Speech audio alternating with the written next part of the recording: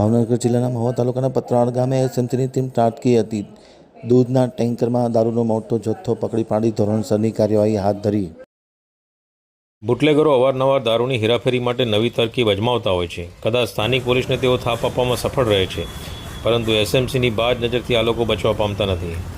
વાત એવી છે કે એસએમસી પીઆઈ શ્રી MS ત્રિવેદીનાઓને બાતમી મળી હતી કે ભાવનગરના મહુવા તાલુકાના ભદ્રાળ ગામ પાસે HP પેટ્રોલ પંપ પાસે એક દૂધના ટેન્કરમાં દારૂ હોવાની બાતમી મળી હતી, જેના આધારે રેડ કરતા દૂધની આડમાં છુપાવેલો 16,414 નંગ વિદેશી દારૂની બોટલનો જથ્થો મળી આવ્યો હતો.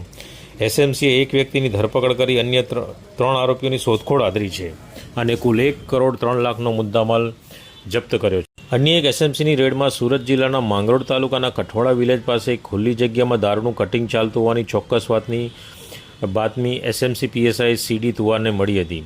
બાતમીને આધારે રેડ કરતાં ત્યાંથી 5,154 નંગ વિદેશી દારૂ તેમજ બિયરનો જથ્થો મળી આવતા એક આરોપીની ધરપકડ કરી અન્ય 8 આરોપીઓને પકડવાના ચક્રો ગતિમાન કર્યા છે. Justin Pereira, Aaj Tak news bureau, Ahmedabad, Gandhinagar.